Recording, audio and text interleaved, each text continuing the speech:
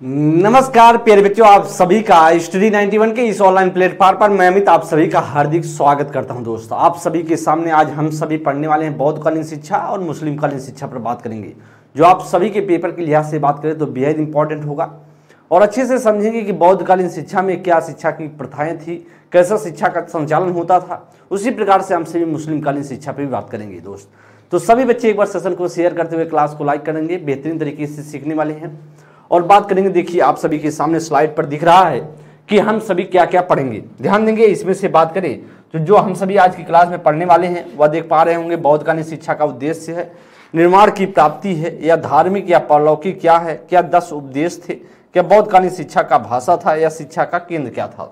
उसके साथ साथ बात करें तो मुस्लिमकालीन शिक्षा की व्यवस्था, अध्यापक छात्र का संबंध कैसा था, और बात करेंगे परीक्षा पद्धति कैसी थी, अनुशासन व दंड की व्यवस्था कैसा था, शिक्षा का माध्यम और शिक्षण का केंद्र।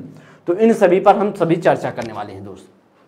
तो बात करेंगे इन सभी बातों पर और उसके साथ साथ बात करें तो एक इन्फॉर्मेशन है, वह इन्फॉर्मेशन बात करें हिंदी इंडिविजुअल क्लास के बारे में है। आप सभी कंप्लीट कोर्स आप सभी के सामने होगा और 1 साल की वैधता के साथ आपको प्रोवाइड होगा और साथ साथ बात करें तो 130 प्लस घंटे की क्लास भी प्रोवाइड होगी। 2 नंबर आप सभी के सामने दिए गए हैं, यहाँ पर आप सभी इन्फॉर्मेशन के लिए संपर्क कर सकते हैं। दोस्त, चलेंगे हम सभी चर्चा करेंगे बौद्धकालीन शिक्षा पर। सबसे पहले बात करेंगे बौद्धकालीन शिक्षा की चर्चा करने वाले हैं। देखिए दोस्त, बात करें बौद्धकालीन शिक्षा की बात करें तो इसे बोला जाता है सबसे बात करें तो इस शिक्षा को सबसे पहले बोला जाता है कि बाल केंद्रित शिक्षा था। कैसा था? बाल केंद्रित शिक्षा पर यह सबसे पहले जोर दिया गया था। लेकिन सबसे पहले बात करें तो बौद्धकालीन शिक्षा ने निर्माण प्राप्ति पर सर्वाधिक जोर दिया है। किस पर दिया है? आप सभी से पूछा जाए कि बौद्धकालीन शिक्षा किस पर जोर देता है, वह निर्माण प्राप्ति पर देता है। निर्माण का अर्थ है जो जीवित रहते हुए भी सभी इच्छाओं पर विजय पाना, मतलब जीवित रहते हुए सभी इच्छाओं पर विजय पाना क्या कहलाता है? निर्माण कहलाता है। दोस्त, तो बात करेंगे, इसमें ध्यान देंगे बौद्धकालीन शिक्षा का उद्देश्य की बात करें तो बौद्धकालीन शिक्षा का उद्देश्य क्या क्या था। जैसे संस्कृति और संरक्षण का वह प्रचार प्रसार करना था, जो उसकी संस्कृति थी बौद्धकालीन शिक्षा की, और उसकी साथ साथ बात करें संरक्षण का प्रचार प्रसार करना था, बौद्ध धर्म का प्रचार प्रसार करना। उसके साथ साथ बात करें जीविकोपार्जन, जीवन को चलाने के लिए कैसी व्यवस्था होगी। उसके साथ साथ चरित्र निर्माण, व्यक्तित्व पर विकास की बात करेंगे और उसके साथ साथ निर्माण की प्राप्ति। तो यह सभी किसका था? बौद्धकालीन शिक्षा का उद्देश्य माना जाता है। तो आप सभी इस बात को ध्यान देंगे, पेपर में आ सकता है कि बौद्धकालीन शिक्षा का उद्देश्य क्या क्या था। तो उद्देश्य यही सारी चीजें थी। आगे बात करते हैं दोस्त, तो आपसे सबसे महत्वपूर्ण यहाँ पर है निर्माण का अर्थ क्या होता है। जीवित रहते हुए सभी इच्छाओं पर विजय पाना क्या करना? निर्माण कहलाता है। दोस्त, शिक्षा व्यवस्था पर बात करेंगे कि शिक्षा की व्यवस्था कैसी थी, किसमें? बौद्धकालीन शिक्षा में। उसमें बात करें तो बौद्धकालीन शिक्षा दुनिया की पहली समावेशी शिक्षा कहलाती है। कैसी शिक्षा कहलाती है? समावेशी शिक्षा कहलाती है। अगर आपसे पूछे कि बौद्धकालीन शिक्षा सबसे पहले क्या बोला जाता है? समावेशी शिक्षा के बारे में इसे बोला जाता है, क्योंकि इसमें बात करें वर्ण व्यवस्था के लिए कोई जगह नहीं थी। कैसे वर्ण व्यवस्था के लिए? जैसे ध्यान देंगे जो वर्ण व्यवस्था जो आप देखते हैं कि ब्राह्मण, क्षत्रिय, वैश्य और शूद्र की जो व्यवस्था थी, किसमें? जो आपने देखा कि मुस्लिम वैदिक कालीन शिक्षा में, जिसमें शूद्र को शिक्षा ग्रहण करने का अधिकार नहीं था। लेकिन यहाँ पर बात किया जाए तो जो वर्ण व्यवस्था था उसमें सभी को जो स्थान देने की बात, सभी शिक्षा ले सकते थे। लेकिन आपने देखा था वैदिक कालीन शिक्षा में ऐसी बात नहीं थी। दोस्त, बात करेंगे और आगे समझते हैं। कह रहा है कि अब फिर भी जो अपंग थे, चोर या चंडालों या घूस खाने वाले लोगों के लिए शिक्षा का प्रावधान क्या नहीं था। शिक्षा का जो प्रावधान था वह नहीं दिया था। शिक्षा की शुरुआत प्रवज्ञा संस्कार या प्रवज्ञा संस्कार से होती थी। वेरी इंपॉर्टेंट लाइन है, इस बात को आप लोग थोड़ा सा ध्यान देंगे। अगर आपसे पूछा जाए कि बौद्धकालीन शिक्षा में शिक्षा का शुरुआत किस धर्म संस्कार से होता था, तो दोस्त आप बताएंगे प्रवज्ञा संस्कार या प्रवज्ञा संस्कार से होता था। प्रवज्ञा का अर्थ होता है बाहर ले जाना। क्या होता है? बाहर ले जाना। और यह पेपर में दोनों लाइनें इंपॉर्टेंट है कि कौन सा संस्कार बात करें बौद्धकालीन शिक्षा में सबसे पहले किया जाता था। प्रवज्ञा संस्कार, जिसका अर्थ होता है बाहर ले जाना, अर्थात घर से बाहर मठ में गुरु के पास ले जाना क्या कहलाता है? वह प्रवज्ञा कहलाता है। आगे हम दोस्त बात करेंगे, आगे समझेंगे, ध्यान दें। करेंगे प्रवज्ञा संस्कार में छात्र अपने सिर मुड़वा करके क्या कर रहा है? प्रवज्ञा संस्कार में छात्र अपने सिर मुड़वा करके नए पीले वस्त्र धारण करके मठ के सबसे बड़े भिक्ष या उपाध्याय, या भिक्ष बोला जाता था, उपाध्याय या उपाध्याय के चरणों में अपना माथा टेक कर शरणतई लेता था और 3 वचन लेता था। उसके साथ साथ बात करें वह क्या होता था, ध्यान देंगे पवज्जा संस्कार में क्या होता था, छात्र जो सिर मुड़वा करके नए पीले वस्त्र पहन करके, मतलब सर और साफ करवा करके पीले वस्त्र ग्रहण करके, और क्या करता था वह जो उपाध्याय या उपाध्याय के चरणों में अपना क्या माथा टेक करके और फिर यह वचन लेता था। कौन कौन वह लेता था, पवज्जा संस्कार। शुरू में आप जानते हैं बालक का पवज्जा संस्कार, और उसका बच्चे का जब पवज्जा संस्कार ले लेता था तो उस बच्चे को क्या नाम से बोला जाता था, सामनेर बोला जाता था। क्या बोला जाता था, सामनेर या श्रवण बोला जाता था, या सिद्ध विहारिका बोला जाता था। अगर आपसे पेपर में पूछे कि उस जो बच्चे होते थे, जो बच्चे बालक होते थे, जब उनका संस्कार हो जाता था पवज्जा संस्कार, तो उन्हें क्या बोला जाता था, तो आप बताएंगे सामनेर या श्रवण या सिद्ध विहारिका बोला जाता था। दोस्त आगे ध्यान देंगे, जो वह वचन लेते थे वह वचन क्या था, बुद्धम शरणम गच्छामि, धम्मम शरणम गच्छामि, संगम शरणम ध्यान देंगे संगम शरणम गच्छामि।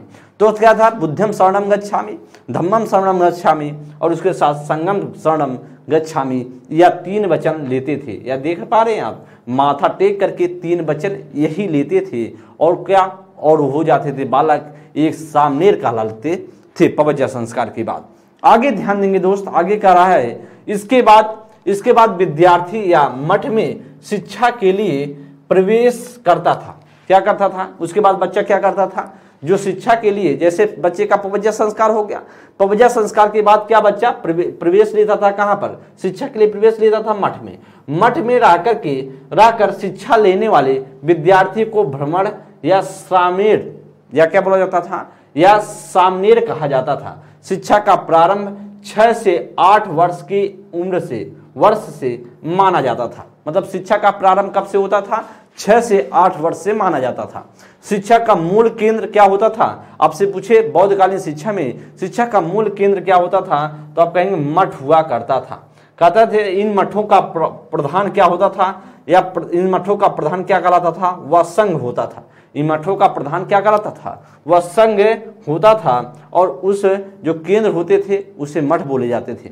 अब बात करें बौद्धकालीन शिक्षा के 2 स्तर, जो प्राथमिक शिक्षा और उच्च शिक्षा थे। क्या बोला जाए, बौद्धकालीन शिक्षा में 2 स्तर पर बात की जाती है, एक तो प्राथमिक लेवल पर, एक तो साथ बात किया जाए उच्च लेवल पर। प्राथमिक शिक्षा पूरी तरीके से क्या थी, वह निःशुल्क व्यवस्था थी, मतलब पैसे नहीं लगते थे। अगर आपसे पूछे बौद्धकालीन शिक्षा में प्राथमिक शिक्षा एकदम मुक्त थी, निःशुल्क हुआ करता था, लेकिन उच्च शिक्षा की बात करें तो यहाँ पर क्या लगता था, शुल्क लगता था। आपसे ध्यान देंगे दोस्त, मैंने आपको बताया कि 2 प्रथाएं होती थी, 2 शिक्षाएं चलती थी, एक प्राथमिक लेवल पर, एक उच्च लेवल पर। प्राथमिक निःशुल्क और उच्च लेवल में शुल्क लिए जाते थे। प्रारंभिक शिक्षा में सिद्धरस्तु नामक क्या होती थी, पोथी पढ़ाई जाती थी। अगर आपसे पूछे कि प्राथमिक स्तर पर बच्चों को क्या पढ़ाया जाता था बौद्धकालीन शिक्षा में, तो वेरी इंपॉर्टेंट पॉइंट है, आप कहेंगे सिद्ध रस्तु नामक पोथी पढ़ाई जाती थी। इसमें कुल कितने वर्ण होते थे, कितने अक्षर होते थे, आप बताएंगे 49 अक्षर होते थे। कितने अक्षर, 49 अक्षर होते थे। साथ ही शुरुआती व्याकरण एवं गणित भी सीखते थे। अगर आपसे पूछे 49 अक्षर होते थे, वह पोथी क्या कहलाती थी, सिद्धरस्तु नामक पोथी कहलाती थी, और उसके साथ साथ क्या दी जाती थी, शिक्षा, व्याकरण और गणित भी सिखाते थे। ऐसा बौद्धकालीन शिक्षा में मिलता है। आगे बात करेंगे पाठ्यक्रम की बात करें। देखिए आपके सामने पूरा लिखा गया कि उनका पाठ्यक्रम क्या होता था बौद्धकालीन शिक्षा में। तो बौद्धकालीन शिक्षा की बात करें तो प्राथमिक शिक्षा की बात करें तो वह अवधि 6 वर्ष पर स्टार्ट होती थी। कितने वर्ष पर, 6 वर्ष पर। उसमें सर्वप्रथम क्या पढ़ाया जाता था बच्चों को, सर्वप्रथम सिद्धरस्तु नामक क्या होता था, पोथी पढ़ाई जाती थी। और भाषा की बात करें 49 अक्षर होते थे, अक्षर का ज्ञान सिखाया जाता था। और इसके बाद बात किया जाए पढ़ना लिखना लिखाना, जैसे 5 विधा होता था। 5 विधा में बात करें तो एक आप देख पा रहे हैं शब्द विधा, दूसरे की बात करें शब्द विधा में बात करें व्याकरण सिखाया जाता था। चिकित्सा विधा में क्या सिखाया था, औषधि की ज्ञान दी जाती थी। आगे था शिल्प विधा में बात करें तो व्यावसायिक शिक्षा दी जाती थी। आगे बात करें तो वह क्या करता था, हेतु विधा, और उसमें तर्क शिक्षा दी जाती थी। और उसके साथ साथ बात करें अध्यात्म विधा, जिसमें धार्मिक शिक्षा दी जाती थी। आपने समझ लिया होगा कि 5 विधाएं होती थी। किस कौन कौन 5 विधा होती थी, जो पढ़ना लिखना 5 विधाओं में बट रहा था। शब्द विधा व्याकरण का ज्ञान कराता था, और वहीं पर बात करें जो चिकित्सा था उसमें औषधि का ज्ञान दी जाती थी। शिल्प में व्यवसायिक की, हेतु विद्या में तर्क की, आध्यात्म विद्या में धार्मिक शिक्षा की। तो यह 5 जो आप देख पा रहे हैं विद्यार्थी, वेरी इंपॉर्टेंट पॉइंट है और इस पॉइंट को, इस डायग्राम को आप बनाए रखेंगे तो आपके लिए महत्वपूर्ण होगा दोस्त। आगे हम चलेंगे, ध्यान देंगे। आगे कह रहा है कि उच्च स्तर पर बात करें, कह रहा है कि उच्च स्तर पर पाठचर्या 2 भागों में बांटा गया था। अगर पूछा जाए कि जो आपका प्राथमिक लेवल तो आपने देखा कि 6 वर्ष पर शुरू हो जाता था सिद्धोरस्तु नामक पुस्तक से, पोथी से, और वहीं पर बात करें उच्च लेवल पर एक लौकिक था जिसमें लौकिक में बात करें गणित की शिक्षा, विज्ञान या औषधि शास्त्र की शिक्षा दी जाती थी, और एक धार्मिक या पारलौकिक था जिसमें बात करें इस शिक्षा को बौद्ध भिक्षु बनने वाले विद्यार्थियों के लिए था। मतलब जो बौद्ध भिक्षु बनते थे उनके लिए पारलौकिक वाली दी जाती थी, धार्मिक शिक्षा दी जाती थी, और उसकी में बात करें जो लौकिक वाले थे जिनको बौद्ध भिक्षु नहीं बनना था उन्हें गणित, विज्ञान या औषधि शास्त्र की शिक्षा दी जाती थी। तो आपने समझ लिया 2 लेवल पे, उच्च लेवल पर 2, एक धार्मिक, एक बात करें एक धार्मिक, एक जिसे पारलौकिक बोलते हैं, एक लौकिक था। आगे ध्यान देंगे, अब हम सिलेबस की बात करते हैं, पाठ्यक्रम की बात करते हैं। उच्च शिक्षा की बात करें तो देखेंगे पाठ्यक्रम उच्च शिक्षा की बात करेंगे, अवधि बात करें 8 साल का होता था। इसमें सामान्य विज्ञान की बात करें, जैसे ज्ञान बात किया जाए तो इसमें व्याकरण की शिक्षा, धर्म की शिक्षा, ज्योतिष की शिक्षा और विज्ञान की शिक्षा और दर्शन की शिक्षा दी जाती थी। साथ साथ बात करेंगे विशिष्ट ज्ञान में क्या क्या, खगोल शास्त्र, नक्षत्र शास्त्र, राजनीति शास्त्र या अर्थशास्त्र की शिक्षा दी जाती थी। या तो आपने देखा उच्च शिक्षा की बात करें, किस पर बात करें दोस्त, उच्च शिक्षा पर बात की जाए तो ये चीजें दी जाती थी। क्या दी जाती थी, उच्च शिक्षा पर ये चीजें दी जाती थी। तो इसे आप समझेंगे, उच्च शिक्षा पर यह चीजें दी जाती थी बच्चों को, या दी जाती थी शिक्षा, एक सामान्य ज्ञान, एक विशिष्ट ज्ञान। समान में आपने देखा कि व्याकरण, धर्म, ज्योतिष से सारी शिक्षा दी जाती थी दोस्त। तो या तो उच्च लेवल पर ध्यान देंगे। आगे बात करेंगे धार्मिक या पारलौकिक की बात करें तो जो आपने देखा कि जो लौकिक था, लौकिक की बात करें तो लौकिक की जब आप बात करते हैं दोस्त, लौकिक की आप बात करते हैं तो लौकिक का ध्यान देंगे, लौकिक का ध्यान देंगे, यहां पर ध्यान दें। लौकिक की बात करें तो लौकिक में आपने देखा कि सामान्य ज्ञान और विशिष्ट ज्ञान दी जाती थी, और इसमें बात करें जो धार्मिक पारलौकिक में था दोस्त, उसमें बात करें इसमें धार्मिक ज्ञान, धार्मिक शिक्षा के अलावा बौद्ध शिक्षा के 3 ग्रंथ अभिधम्म पिटक, सुप्त पिटक, देखिए 3 ज्ञान दी जाती थी, अभिधम्म पिटक, सुप्त पिटक और विनय पिटक का अध्ययन भी करना पड़ता था, जिसमें धार्मिक, जैसे मतलब धर्म का प्रचार प्रसार जो करते थे, आजीवन बौद्ध भिक्षु बनते थे, जो बौद्ध भिक्षु को बनना होता था उन्हें यह शिक्षा दी जाती थी, धार्मिक या पारलौकिक शिक्षा। और उसमें बात करें वह धर्म के 3 ग्रंथ पढ़ते थे, या धर्म अभिधम्म पिटक, सुप्त पिटक और विनय पिटक का अध्ययन भी करना होता था।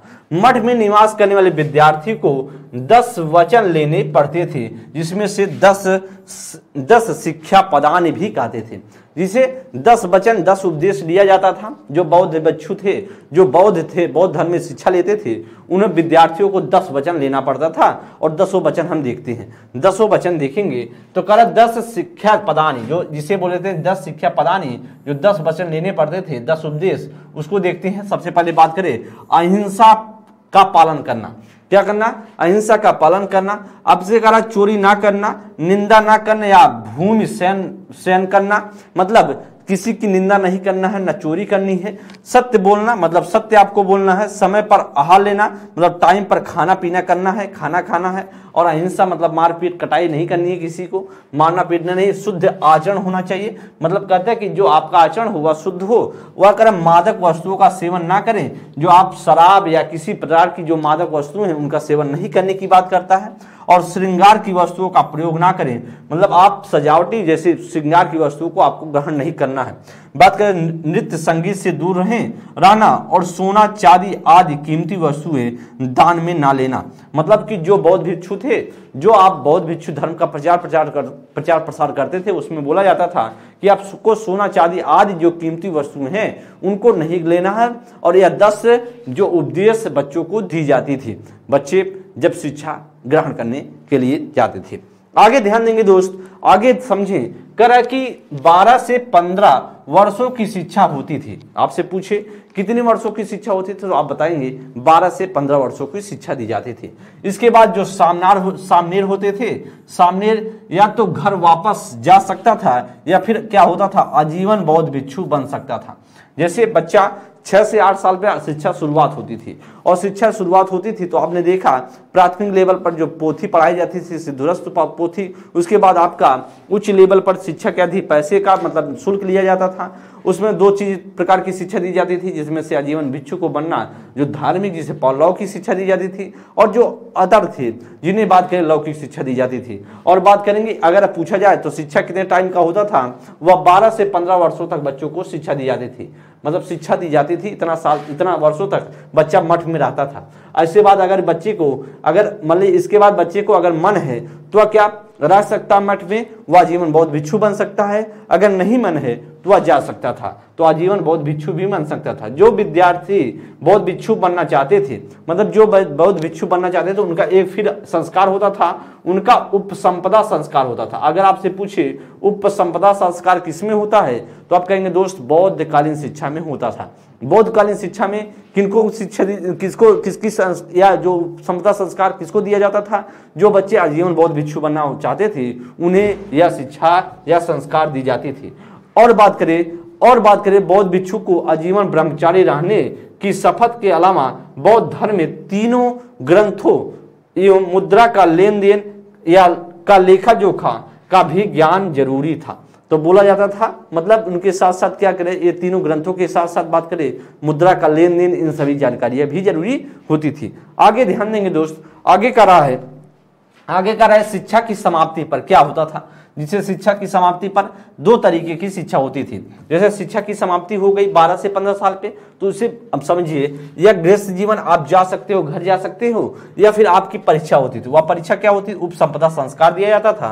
उसके बाद आप बौद्ध भिक्षु बन जाते थे, और वह सामनेर क्या कहलाता था। पहले तो सामनेर था, जो जब 12 से 15 साल तक वहां मठ में पढ़ा तब तक तो सामनेर कहलाया। अब क्या हो गया, वो भिक्षु हो गया। क्या होने के बाद वह उपसंपदा संस्कार होने के बाद वह बौद्ध भिक्षु बन जाता है, और वह क्या करता है, अध्यापन के योग्य हो जाता है, धर्म शिक्षा के योग्य हो जाता है, और संघ मठ के स्थायी सदस्य हो जाता है। जब बौद्ध भिक्षु बन जाते थे तो क्या क्या हो जाता, अध्यापन के योग्य, मतलब पढ़ाने के लिए योग्य हो जाता था। उसके साथ साथ धर्म शिक्षा का योग्य हो जाता था, धर्म की शिक्षा, और संघ मठ का स्थायी सदस्य वह बन जाता था। आगे देंगे दोस्त, ध्यान देंगे, करें कि प्राथमिक और उच्च शिक्षा की आयु तथा संस्कार की बात करें तो ध्यान देंगे जो प्राथमिक शिक्षा थी वह लगभग कितने वर्षों की थी, लगभग 6 से 8 वर्ष में प्रारंभ होता था। उसके साथ साथ बात करें लगभग 12 वर्ष की आयु तक चलता था, और पवज्जा संस्कार के बाद यह मठ में प्रवेश होते थे। तो मठ में प्रवेश होने के लिए कि पहले कौन सा संस्कार बच्चों किया जाता था, प्रवज्जा संस्कार किया जाता था। और उच्च शिक्षा की बात करें तो उच्च शिक्षा की कार्य कि लगभग समानता 12 वर्ष की आयु में से प्रारंभ होता था, लगभग 20 से 25 वर्ष की आयु तक क्या चलता था, या उच्च शिक्षा दी जाती थी। तो आपने समझ लिया होगा कि प्राथमिक और उच्च शिक्षा की बात करें तो संस्कार क्या होता था, और उसके साथ साथ बात करें तो उम्र कितनी होती थी। आगे ध्यान देंगे पवज्जा संस्कार का अर्थ क्या होता है। पवज्जा का अर्थ होता है बाहर जाना, और यह बौद्ध धर्म का महावज्ञ में विस्तृत वर्णन है, जिसे 3 वचन दिया जाता था शरणार्थियों को। वह 3 वचन क्या किया जाता था, जैसे बौद्ध भिक्षु बनते थे, बुद्धम शरणम गच्छामि, धम्मम शरणम गच्छामि और संगम शरणम गच्छामि। तो वह 3 वचन लेने पड़ते थे, और क्या हो जाता था, वह मठ में प्रवेश कर दिया जाता था प्रवज्जा संस्कार के बाद। आगे ध्यान देंगे दोस्त, या तो आपको कॉन्सेप्ट समझते हुए आगे बढ़ रहे होंगे। आगे ध्यान देंगे बौद्ध शिक्षा, बौद्धकालीन शिक्षा की भाषा की बात करेंगे। बौद्धकालीन शिक्षा की भाषा की बात करें, शिक्षा का माध्यम क्या होता था। अगर आपसे पूछे बौद्धकालीन शिक्षा में शिक्षा का माध्यम क्या होता था, तो आप कहेंगे पाली भाषा होती थी।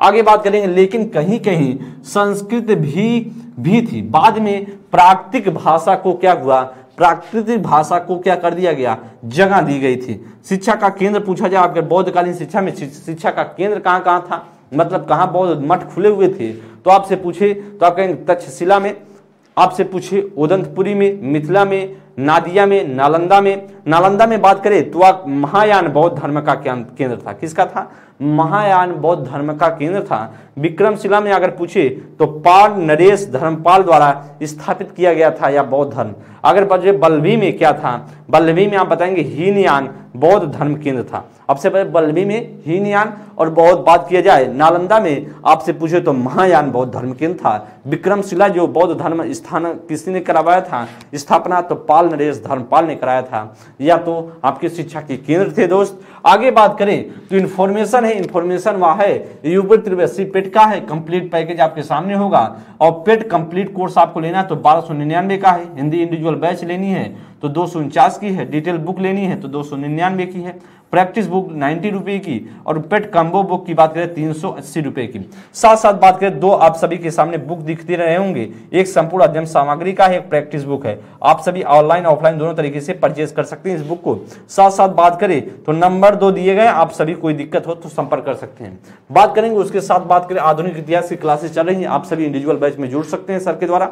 और बात किया जाए 2 नंबर दिए गए, कोई भी दिक्कत हो तो यहाँ पर आप सभी संपर्क कर सकते हैं दोस्त। आगे हम बात करें, आगे ध्यान देंगे तो शिक्षण विधि की बात करेंगे। बौद्धकालीन शिक्षा में शिक्षण विधि क्या था, मतलब किस शिक्षण विधि से पढ़ाया जाता था बौद्धकालीन शिक्षा में, उसकी बात थोड़ा सा कर लेते हैं। करा कि बौद्ध धर्म में बोलचाल की भाषा क्या थी, वह पाली भाषा होती थी। तो मैंने आपको बताया भी जो पाली भाषा बौद्ध अगर शिक्षा की बात करें किस भाषा में शिक्षा दी जाती है तो आप बताएंगे वह पाली भाषा, कहीं कहीं संस्कृत भाषा में और बाद में यह प्राकृतिक भाषा में कन्वर्ट हो जाता था। और इसके बाद करें यह सबसे पहले बोलचाल की भाषा पाली भाषा। समानता क्या, मौखिक होती थी। कैसे होती थी, मौखिक भाषा प्राय जो शिक्षा होती थी वह मौखिक होती थी।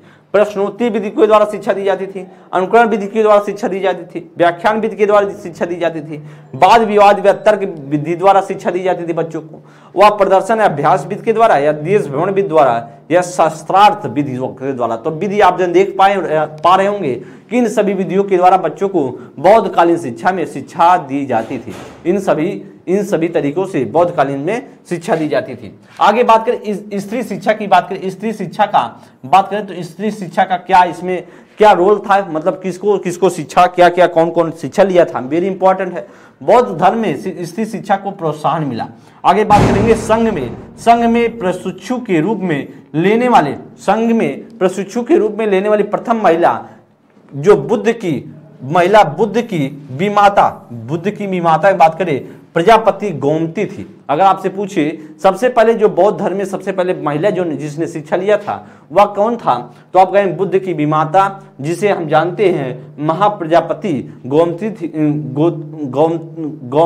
थी। और बात किया जाए शील भट्टारिका, उसके साथ साथ कौन था, शील भट्टारिका, विजयांका, प्रभुदेवी, रानी नायलिका और रानी प्रभावती, गुप्त संगमिता आदि महिला क्या थी, ये सभी बौद्धकालीन शिक्षा की जो विदुषी महिला थी। अगर पूछी जाए तो प्रशिक्षु या विदुषी महिला बोली जाती हैं। आगे ध्यान देंगे दोस्त तो आप सभी के सामने कुछ क्वेश्चन होगा बौद्धकालीन शिक्षा से। पहले एक बार फिर से हम एक्सप्लेन कर देते हैं जिससे आपको कॉन्सेप्ट याद रहे। सबसे पहले हम बात करेंगे बौद्धकालीन शिक्षा की बात करें तो बौद्धकालीन शिक्षा को हम सभी जानते हैं समावेशी शिक्षा के नाम से बोला जाता है, जिसमें से आपने देखा कि वैदिक कालीन शिक्षा जब आप पढ़ रहे थे उसमें हमने बताया था 3 वर्णों को पढ़ने का अधिकार था, जो ब्राह्मण, क्षत्रिय और वैश्य को था, शूद्र को नहीं था। लेकिन इसमें बात करें तो इसमें तीनों जो वर्ण व्यवस्था थी, जो 4 वर्ण व्यवस्था थी, सभी को शिक्षा ग्रहण करने का अधिकार था। साथ साथ दोस्त बात करें जो यह बौद्धकालीन शिक्षा था, बौद्धकालीन शिक्षा की बात करें तो कुछ ही लोग को शिक्षा का ग्रहण करने का अधिकार नहीं था, जैसे चोरी करने वाले, अपंग लोग थे, इन सभी को शिक्षा का अधिकार नहीं था। साथ साथ बात करें तो इनसे पूछा जाता है पेपर में कि किस संस्कार से बच्चों का शिक्षा का आरंभ होता था, तो आप कहेंगे पवज्जा संस्कार, प्रवज्जा संस्कार से होता था, जिसका अर्थ होता बाहर ले जाना या मठ में ले जाना। और उसके साथ साथ बात करें तो आप शिक्षा की बात करें तो 2 लेवल पर था, एक प्राथमिक लेवल पर, उच्च लेवल। प्राथमिक शिक्षा एकदम पूरी तरीके से निःशुल्क थी। उच्च शिक्षा की बात करें तो उसमें पैसा लगता था, जिसको शुल्क बोलते हैं, शुल्क था। उसके साथ साथ बात करें तो यार जो शुरुआत में बच्चा मठ में जाता था उसे सामनेर बोला जाता था। अगर आपसे पूछे वह बालक को क्या बोला जाता था बौद्धकालीन शिक्षा में, तो आप कहेंगे सामनेर बोला जाता था। उसके साथ साथ बात करें या 12 से 15 साल की एज तक शिक्षा चलती थी। इसके बाद बच्चा वह अगर चाहे तो वह घर आ सकता था, या फिर बात करें बच्चा वह आजीवन बौद्ध भिक्षु बन सकता था। अगर जिसको आजीवन बौद्ध भिक्षु बनना होता था उसका उपसंपदा संस्कार होता था और वह धर्म का प्रचार प्रसार करना और शिक्षा देना, उसके साथ साथ आजीवन जो सदस्य बन जाता था बौद्धकालीन शिक्षा। तो ये सारी चीजें आपने देख लिया, समझ लिया दोस्त। अब हम बात करेंगे बौद्धकालीन शिक्षा पर। कुछ क्वेश्चन इंपॉर्टेंट है जो आप के पेपर में आए हुए हैं और हम समझते हैं कि क्वेश्चन कर बौद्धकालीन बौद्ध धर्म में शिक्षा आरंभ करने का संस्कार को कहा जाता है विद्या आरंभ संस्कार, उपनयन संस्कार, पवज्जा संस्कार या उपसंपदा संस्कार। विद्या आरंभ संस्कार की बात करें तो यह वैदिक कालीन शिक्षा में होता था। किसमें? वैदिक कालीन शिक्षा में। वैदिक कालीन शिक्षा में होता था, वैदिक कालीन शिक्षा में। और बच्चा जब 5 वर्ष का होता था, कब होता था? बच्चा 5 वर्ष के आसपास होता था तो कौन आता था? कुल पुरोहित आते थे। कौन आते थे? कुल पुरोहित आते थे और बच्चों को क्या देते थे? शिक्षा देते थे। कुल पुरोहित आते थे, बच्चों को शिक्षा देते थे। उसके साथ साथ बात करें उपनयन संस्कार की बात करें, उपनयन संस्कार आपसे पूछे तो आप कहेंगे वैदिक कालीन शिक्षा में होता था उपनयन। वैदिक कालीन शिक्षा में होता था उपनयन संस्कार। उपनयन संस्कार होता था और उपनयन संस्कार के होने के बाद वह कहाँ चला जाता था? वह होने के पढ़ने के लिए बच्चा गुरुकुल में चला जाता था। किसमें? गुरुकुल में जाता था जो उपनयन संस्कार होता था। उसके साथ साथ बात करें तो यह किसमें होगा? राइट ऑप्शन होगा, सी ऑप्शन। उपसंपदा संस्कार कब होता था? जो बच्चा आजीवन बौद्ध भिक्षु बनता था, आजीवन बौद्ध भिक्षु बनना चाहता था, उसी को क्या करता था? उसी बच्चे को बौद्धकालीन शिक्षा में आजीवन बौद्ध भिक्षु बनना चाहता था, उसे क्या किया जाता था? उसका उपसंपदा संस्कार किया जाता था। ये सारे क्वेश्चन इंपॉर्टेंट है दोस्त। आगे हम चलेंगे दोस्त, समझिए। नेक्स्ट क्वेश्चन पर हम चलते हैं। करा कि आपसे पूछ रहा बौद्ध शिक्षा प्रारंभ करने का संस्कार क्या था? अग्गोपवीत संस्कार, उपनयन संस्कार, उपसंपदा संस्कार या समापवर्तन संस्कार। अब बताएंगे कौन सा इसमें से राइट होगा। आपसे पूछे इसमें से क्या राइट आंसर हो सकता है। वेरी इंपॉर्टेंट क्वेश्चन है और बताने का प्रयास करेंगे कौन सा इसमें से राइट आंसर होगा। इसमें से आप दोस्त बताएंगे इसमें से राइट आंसर क्या हो सकता है। आप बताएंगे दोस्त इसमें से क्या राइट होगा। तो कह रहा है कि दोस्त कह रहा है बौद्ध भिक्षु प्रारंभ करने का, आरंभ करने की बात करता है। अगर आपसे पूछता बौद्ध भिक्षु में किस शिक्षा से बौद्धकालीन शिक्षा में आपसे पूछता कालीन शिक्षा में आरंभ पूछता तो आरंभ पूछता शिक्षा आरंभ पूछता तो आप क्या बताते? आरंभ करता था किस संस्कार से? बच्चे का वह प्रवज्जा संस्कार, प्रवज्जा संस्कार या पवज्जा संस्कार से। किससे? प्रवज्जा या पवज्जा संस्कार से होता था। अगर आपसे पूछे बौद्धकालीन शिक्षा में बात करें, बौद्धकालीन शिक्षा में आपसे पूछे बौद्धकालीन शिक्षा में आपसे पूछे कि जो बच्चों को शिक्षा दी जाती थी, मतलब प्रारंभ की जाती थी, तो प्रारंभ का मतलब है फिर से रीस्टार्ट करना, जिसका बच्चे का कौन सा संस्कार से होता था? उपसंपदा संस्कार से होता था। मैंने आपको बताया किससे होता था? उपसंपदा संस्कार से होता था। इसलिए दोस्त बात करें आपका इसमें से कौन सा राइट होगा? इसमें से हमारा क्या हो सकता है? C option is the right answer. क्या होगा? C is the right option. उपनयन संस्कार आप जानते हैं वैदिक कालीन शिक्षा में समापवर्तन संस्कार बात किया जाए, वह समापवर्तन संस्कार वैदिक कालीन शिक्षा में होता था। किस में होता था? वैदिक कालीन शिक्षा में होता था। जब बच्चा गुरु के वैदिक कालीन शिक्षा में जब गुरु से शिक्षा लेकर के घर जाता था, कहां पर? घर जाता था, तो बच्चों का क्या होता था? उपसमापवर्तन संस्कार होता था। किसमें? वैदिक कालीन शिक्षा में। नेक्स्ट क्वेश्चन पर हम चलेंगे। नेक्स्ट क्वेश्चन देखें, आगे हम बात करेंगे दोस्त थर्ड नंबर क्वेश्चन। निम्नलिखित में से किस प्राचीन भारतीय विश्वविद्यालय में मुख्यतः विद्वानों के लेखन के माध्यम से तिब्बत की संस्कृति और सभ्यता का निर्माण हुआ था? का नालंदा में या विक्रमशिला या नगदला या करा की मिथिला में? आप बताएंगे इसमें से क्या राइट होगा। इसमें से आप बताने का प्रयास करें इसमें से क्या राइट आंसर हो सकता है। इसमें से दोस्त आप बताएंगे क्या राइट आंसर होगा। तो आप जानते हैं इसमें से किसका हुआ था संस्कृति और सभ्यता का प्रचार? विक्रमशिला से हुआ था। किसका? वह विक्रमशिला से हुआ था। चलेंगे अब हम बात करेंगे मुस्लिम कालीन शिक्षा की बात करते हैं। मुस्लिम कालीन शिक्षा आप सभी से यहाँ से क्वेश्चन पूछे जाते हैं। एक बार 69,68,500 जो शिक्षक भर्ती हुई थी 2018 में, यहाँ से 2018 में हुआ था जो शिक्षक भर्ती 68,500, वहां से क्वेश्चन, इसमें से क्वेश्चन पूछा गया था मकतब और मदरसा से। तो ध्यान देंगे, अभी हम पढ़ेंगे तो सब कॉन्सेप्ट क्लियर करने की कोशिश करेंगे।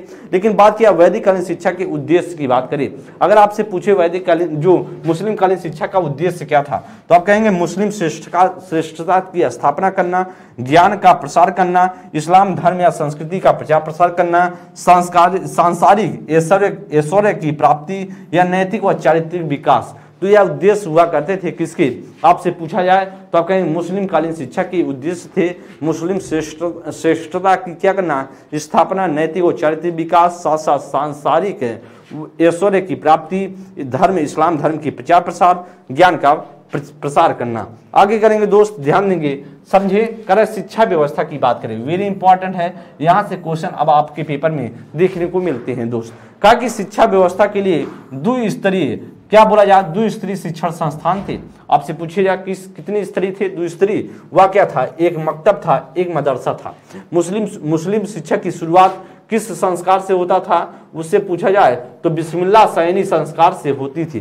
किस संस्कार से, बिस्मिल्लाह सैनी संस्कार से, जिसकी न्यूनतम आयु, आपसे पूछे, वेरी इंपॉर्टेंट है, आपसे पूछे इसकी उम्र कितनी होती थी, तो आप जानते हैं 4 वर्ष 4 माह और 4 दिन पर इस संस्कार को कराया जाता था। कौन से संस्कार को, बिस्मिल्लाह सैनी संस्कार, बिस्मिल्लाह सैनी संस्कार बच्चों को कराया जाता था।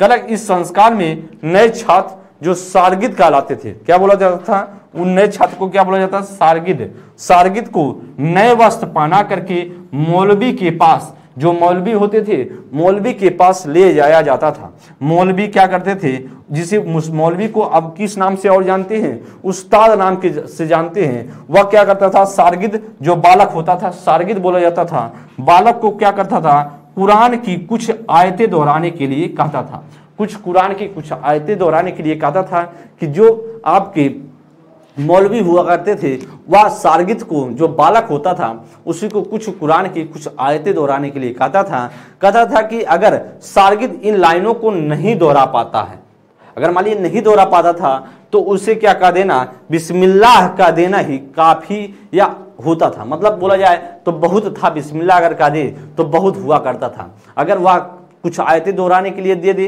अगर दोहरा ले जाए तो ठीक है, नहीं दोहरा पाता था तो उसको क्या कर दिया जाता था, बिस्मिल्लाह का देना ही अच्छा था। बिस्मिल्लाह का अर्थ है कि अल्लाह के नाम पर, क्या हो, अल्लाह के नाम पर, इसका अर्थ होता है। आगे समझेंगे मुस्लिम कालीन शिक्षा में मकतब का संबंध प्राथमिक शिक्षा से, वेरी इंपॉर्टेंट लाइन। यही क्वेश्चन आप सभी के पेपर में पूछा गया था 68,500 शिक्षक भर्ती में, कि मकतब का संबंध किससे है, तो प्राथमिक शिक्षा से था। मदरसों का संबंध किससे है, तो आप कहेंगे उच्च शिक्षा से है। मदरसों का संबंध उच्च शिक्षा से, मकतब का प्राथमिक शिक्षा से।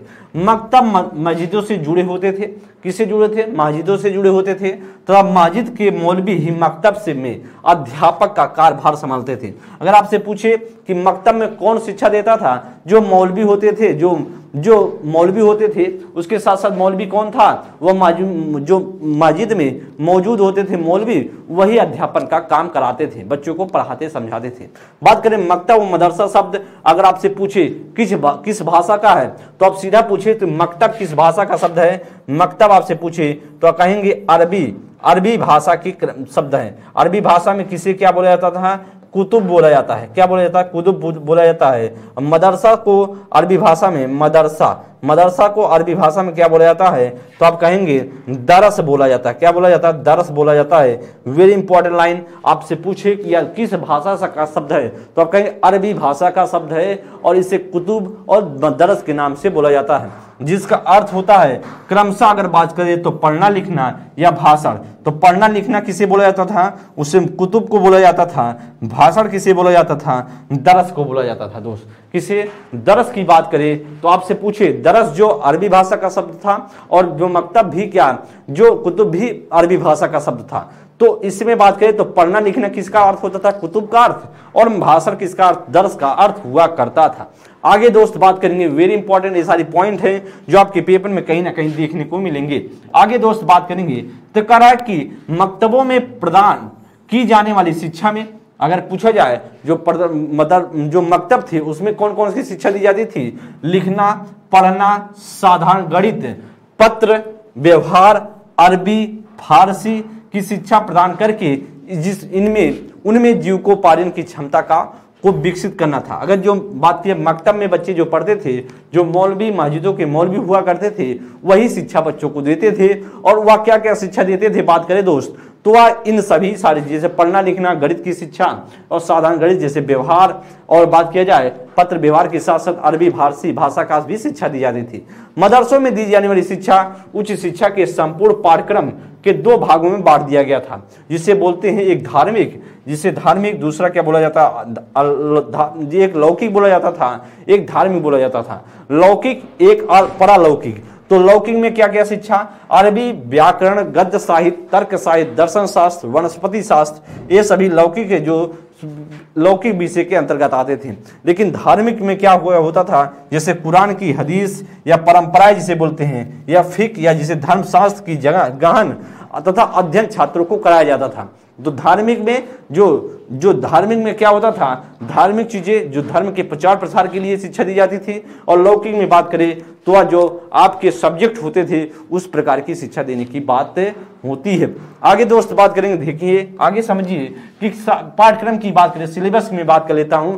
जो प्राथमिक शिक्षा में सिलेबस होता था, उसके साथ साथ उच्च शिक्षा में सिलेबस क्या क्या होता था, आगे ध्यान देंगे। इसमें समझिए, इसमें क्या शिक्षा की बात करें तो आप कहेंगे उच्चारण, लेख, उसके साथ साथ लिपि ज्ञान, ये सभी होती थी। लिपि ज्ञान होता था। उसके साथ साथ अगर आपसे पूछे कहेंगे अरबी, उसके साथ साथ फारसी, उसके साथ साथ कविताएं, कुरान शरीफ की आयतें कुछ रटना होता था, जीवनियां आती होती जैसे अंक गणित, पत्र लेखन में बात करें। धार्मिक में क्या दिया जाता है, कुरान शरीफ, इस्लाम साहित्य या इस्लामी इतिहास या सूफी साहित्य या शरीयत, इन शिक्षा प्राथमिक शिक्षा में होता था। अगर आपसे पूछे कि उच्च शिक्षा में दो लेवल पर थे, लौकिक एक धार्मिक, तो आप देखिए कि लौकिक में क्या होता है, अरबी फारसी भाषा का साहित्य, अंक गणित, ज्यामिति, इतिहास, भूगोल, इस्लामी कानून या यूनानी जो चिकित्सा थे। धार्मिक में आपको मैंने बताया धर्म से जुड़े हुए चीजों को सिखाया जाता था बच्चों को, जिसे धर्म का प्रचार प्रसार कर पाए। आगे ध्यान देंगे, अध्यापक छात्र संबंध की बात करते हैं। इनमें संबंध क्या था, मतलब अध्यापक छात्र का व्यवहार कैसा होता था। जो ध्यान देंगे, समाज में अध्यापक का अत्यंत सम्मानीय स्थान दिया जाता था। मतलब अगर आपसे पूछे मुस्लिम कालीन शिक्षा में भी जो अध्यापक थे उनको सम्मानीय स्थान दिया जाता था। परंतु मुस्लिम काल के अंतिम वर्षों में, अगर आपसे पूछे परंतु मुस्लिम कालीन के अंतिम वर्षों में अध्यापक छात्र की घनिष्ठता तथा गुरु भक्ति के आदर्श लुप्त हो जाते हैं। मतलब लास्ट में क्या होता है, लास्ट में जो गुरु भक्ति थी ये सभी क्या हो जाते हैं, लुप्त हो जाते हैं। आगे ध्यान देंगे दोस्त, आगे लुप्त हो जाते हैं। ध्यान देंगे, आगे कहा जा रहा है करें कि परीक्षा प्रणाली जो सिस्टम होता था, एग्जामिनेशन सिस्टम क्या होता था, करें मुस्लिम कालीन शिक्षा के समय आपसे पूछे तो आप कहेंगे मुस्लिम कालीन शिक्षा के समय किसी प्रकार की औपचारिक परीक्षा विकसित नहीं थी। मतलब औपचारिक परीक्षा नहीं ली जाती थी। मतलब एक सिस्टम से जो परीक्षाएं होती है, जो अभी हम सभी का परीक्षा चलता है, एक औपचारिक परीक्षा चलता है कि टाइम फिक्स होता है, इस मंथ में पेपर होगा, सिलेबस ऐसा होगा, ये सारी चीजें व्यवस्थित तरीके से आपको इतना टाइम मिलेगा, तो औपचारिक परीक्षा होती है। तो उस समय बात करें तो उस समय कोई विकसित औपचारिक परीक्षा सिस्टम नहीं था।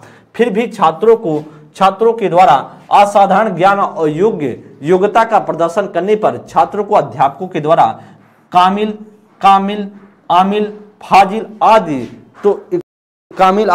उपाधि दिए जाने का रिवाज था। जैसे आपसे पूछे इस्लामी धर्म में के साहित्य में निपुण अगर होता था तो उसे क्या बोला जाता था, आमिल बोला जाता था दोस्त। अगर आपसे पूछे, वेरी इंपॉर्टेंट पॉइंट है, अगर आपसे पूछे इस्लामी धर्म का साहित्य में निपुण होता था तो उसे क्या बोला जाता, आमिल। अगर इस्लामी साहित्य में निपुण को बोला क्या बोला जाता था, उसे कामिल बोला जाता था। तो ध्यान देंगे, इस्लामी धर्म में अगर पूछे तो आप आमिल, इस्लामी साहित्य में निपुण पूछे तो कामिल। अगर आपसे पूछे तर्क शास्त्र और दर्शन शास्त्र में निपुण बोला जाता था, फाजिल बोला जाता था। और गणित में निपुण को क्या बोला जाता था, रियाजी बोला जाता था। ये सारे पॉइंट आपको दिमाग में रखना है। इन सभी पॉइंट इंपॉर्टेंट है आप सभी के पेपर के लिए दोस्त, आप सभी के पेपर के लिए वेरी इंपॉर्टेंट लाइनें हैं। बात करें अनुशासन और दंड की, बात करते हैं कि अनुशासन और दंड क्या क्या मिलता था। जैसे ध्यान देंगे, कहा कि मुस्लिम कालीन शिक्षा में छात्र अत्यधिक अनुशासित रहते थे। मतलब बहुत कुटाई पिटाई होती थी और अनुशासित रखा जाता था। दंड व्यवस्था में कठोर थी, जैसे बेट से पीटना, कोड़े से पीटना, लात से मारना, घूसे से, मुर्गा बनाना, उठक बैठक करना, और उसके साथ साथ जैसे दंड दिए जाते थे। अगर आपसे पूछे दंड की व्यवस्था कठोर थी, और दंड की व्यवस्था आप देख पा रहे हैं कौन कौन सा था, जब बेट कूड़े उड़े से मारना, पीटना, मुर्गा उर्गा बनाना था। शिक्षा का माध्यम आपसे पूछे कि आपसे शिक्षा का माध्यम पूछे तो आप कहेंगे दोस्त शिक्षा का माध्यम अरबी एवं फारसी भाषा हुआ करता था। किसमें? आपके मुस्लिम कालीन शिक्षा में अरबी और फारसी के माध्यम से बच्चों को शिक्षा दी जाती थी।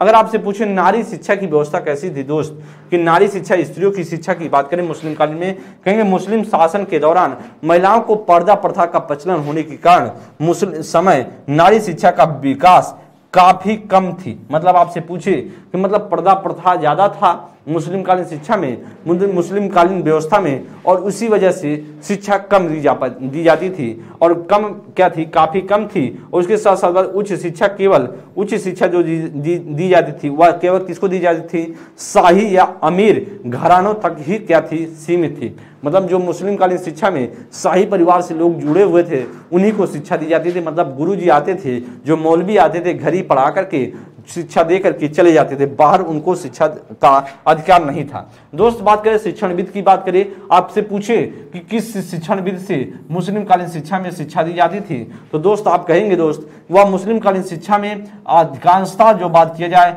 मौखिक शिक्षा थी। कैसी थी? मौखिक थी। अगर आपसे पूछे विषयों के शिक्षण हेतु भिन्न भिन्न विधियां प्रयोग में की जाती थी। जो विधियां भिन्न भिन्न विधियों का, जैसे अनुकरण विधि का, अभ्यास विधि का, व्याख्यान विधि का, तर्क विधि का या प्रश्नोत्तरी विधि का। तो आप जानते हैं अनुकरण के माध्यम से सिखाना, उसके साथ साथ बात करें बच्चों को अभ्यास के माध्यम से सिखाना, बच्चों को व्याख्यान के माध्यम से सिखाना, तर्क विधि के माध्यम से सिखाना, प्रश्नोत्तरी विधि के द्वारा माध्यम से सिखाना, इन सभी शिक्षा की व्यवस्था के माध्यम से शिक्षा दी जाती थी। तो आप देखिए कि जो शिक्षण व्यवस्था थी, तो आप समझ गए होंगे शिक्षण व्यवस्था भी इस प्रकार से शिक्षा दी जाती थी। दोस्त आगे बात करेंगे शिक्षण का केंद्र, बात करेंगे कि मुस्लिम कालीन शिक्षा में शिक्षण का केंद्र कहाँ था। जैसे हमने बौद्ध कालीन शिक्षा की बात करें तो आप सभी ने देखा तक्षशिला, विक्रमशिला, इन सभी में शिक्षा दी जाती थी। वैसे बात करें नालंदा में होता था बौद्ध कालीन शिक्षा का, उसी प्रकार से आपसे कह रहा कि मुस्लिम कालीन शिक्षा में भी शिक्षा का केंद्र होता था। कहाँ? लखनऊ में, फिरोजाबाद में, दिल्ली में, बदायूं में, आगरा में, और बात करें मालवा में, बीदर में, फतेहपुर सीकरी इत्यादि में यहाँ शिक्षा का केंद्र हुआ करता था। बात करें यहाँ पर सारे जहाँ क्या होता था शिक्षा का केंद्र, तो आप देख पा रहे हैं लखनऊ, फिरोजाबाद, दिल्ली है, बदायूं है, आगरा है, यहाँ पर सारी चीजें शिक्षा दी जाती थी। किसको? मुस्लिम कालीन शिक्षा में शिक्षण का केंद्र होता था। दोस्त देखिए आपसे अब क्वेश्चन कुछ है, इंपॉर्टेंट क्वेश्चन है, बताने का प्रयास करेंगे। या देखिए आप सभी मुस्लिम कालीन शिक्षा की बात करेंगे। देखिए एक बार फिर से मैं रिकॉल करता हूं जिससे आपको स्पष्ट हो पाए। आप देखिए मुस्लिम कालीन शिक्षा में मैंने बताया कि किस संस्कार से होता था, बिस्मिल्लाह सैनी संस्कार से होता था बच्चों का। 4 वर्ष 4 माह और 4 दिन पे, 4 वर्ष 4 माह 4 दिन पे यह संस्कार होता था। अगर जो पीले वस्तु को पढ़ा उनका बाल छिला करके उनको बैठते थे, गुरु ले जाया जाता था, उनको ले जाया जाता था। उसके बाद कौन सा अगर यह आयतें, कुरान की कुछ आयतें पढ़नी होती थी मौलवी के सामने, अगर नहीं बोल पाते थे तो बिस्मिल्लाह का देना ही काफी था। तो बिस्मिल्लाह का देना ही बहुत था। अब इसके बाद शिक्षा की व्यवस्था चालू। आपसे पूछिए स्त्रियों की शिक्षा बहुत अच्छी नहीं थी, क्योंकि शाही परिवार से जुड़ी हुई स्त्रियों को शिक्षा दी जाती थी। आदर को पर्दा प्रथा और होने की वजह से शिक्षा नहीं मिल पाता था। ये सारी चीजें थी, बहुत महत्वपूर्ण चीजें हैं। मकतब मदरसा 2 शिक्षा के माध्यम होते थे। मकतब का जो प्राथमिक शिक्षा से जुड़ा था, और मदरसा की बात करें तो आप जानते हैं मदरसा की बात करें तो उच्च शिक्षा का माध्यम का केंद्र होता था। दोस्त तो ये सारी चीजों के माध्यम से मुस्लिम कालीन शिक्षा में, और आपसे पूछे कि किस भाषा में शिक्षा दी जाती थी, तो दोस्त आप जानते हैं वह भाषा होती थी, वह कौन सी भाषा होती थी, तो आप जानते हैं वह भाषा अरबी और फारसी की भाषा में मुस्लिम कालीन शिक्षा में अरबी वेरी इंपॉर्टेंट है। आपसे पूछे मुस्लिम कालीन शिक्षा में आपसे पूछे किस भाषा में शिक्षा दी जाती थी, मुस्लिम कालीन शिक्षा में किस भाषा में शिक्षा दी जाती थी, तो दोस्त आप बता देंगे वह शिक्षा का माध्यम क्या था। वह शिक्षा का माध्यम अरबी फारसी भाषा थी। अरबी एवं फारसी भाषा के माध्यम से शिक्षा दी जाती थी। आप सभी ने देखा कि जो आपने देखा कि अरबी शब्द से बना है मकतब और मदरसा, तो ये सारी चीजें आपसे पेपर में आती है। तो कॉन्सेप्ट को मैंने समझा दिया है, आपको समझ में आना चाहिए। दोस्त कारण प्रारंभिक शिक्षा से या माध्यमिक शिक्षा से, उच्च शिक्षा से, मैंने बताया दोस्त मकतब का संबंध किससे होता था। मकतब का संबंध की बात करें तो आप जानते हैं, मैंने आपको बताया प्राथमिक शिक्षा से होता था। B is the right option होगा। क्या होगा? बी ऑप्शन राइट हो जाएगा। नेक्स्ट क्वेश्चन पर देखिए दोस्त, आप सभी के सामने बात करें तो सर के द्वारा, नितिन सर के द्वारा हैंड राइटिंग ई बुक है और आप सभी इसे ऑनलाइन ऑफलाइन तो दोनों तरीके से परचेज कर सकते हैं। तो आप देख पा रहे हैं ई बुक है, इसे ऐप जा करके आप सभी ई बुक होगा और आप ऑनलाइन ही चीज़ें कर पाएंगे दोस्त। तो दोस्त आप सभी के सामने बात किया जाए, कुछ क्वेश्चन मैंने कराने का प्रयास किया मुस्लिम कालीन शिक्षा से। मुस्लिम कालीन शिक्षा से अभी तक एक ही क्वेश्चन आया है, वह था मकतब मदरसा। हो सकता है क्वेश्चन और भी बनाया जाए। और बात किया जाए, आप सभी ने देखा कि मैंने बौद्ध कालीन शिक्षा पर कुछ क्वेश्चन पेपर में आए हुए थे जो कराने का प्रयास किया दोस्त। तो अच्छे से आपको कॉन्सेप्ट क्लियर हो गया होगा, बौद्ध कालीन शिक्षा, मुस्लिम कालीन शिक्षा। और आप सभी ने देखा कि उसके पहले मैंने आप सभी को वैदिक कालीन शिक्षा पढ़ा ही दिया है। तो इन सारी चीज जो तीन व्यवस्था थी, ध्यान देंगे, या तीनों जो व्यवस्था थी प्रारंभिक शिक्षा की बात करें तो प्रारंभिक शिक्षा तीन ही व्यवस्था पर थी। जैसे बात किया जाए, सबसे पहले वैदिक कालीन शिक्षा, बौद्ध कालीन शिक्षा, फिर मुस्लिम कालीन शिक्षा। मुस्लिम कालीन शिक्षा के बाद आपका अंग्रेजी शिक्षा आता है। अंग्रेजी शिक्षा का जो माध्यम था, जो अंग्रेजों के द्वारा चलाई गई प्रथा व्यवस्था थी, उसके बारे में हम सभी पढ़ेंगे। और बात किया जाए दोस्त, बात करें तो इन तीनों जो कालीन शिक्षा थी बेहद इंपॉर्टेंट है, पेपर में यहाँ से क्वेश्चन आते हैं और को आपको कॉन्सेप्ट समझ में आ गया होगा। अगली क्लास में मिलेंगे दोस्त नेक्स्ट पार्ट पर। तब तक के लिए बहुत बहुत धन्यवाद। आप सभी स्वस्थ रहें, मस्त रहें। और एक बार जब क्लास एंड हो जाए तो एक बार आप सभी पॉजिटिव कमेंट करने की कोशिश कीजिएगा। तब तक के लिए दोस्त बहुत बहुत धन्यवाद। Thank you Mitra.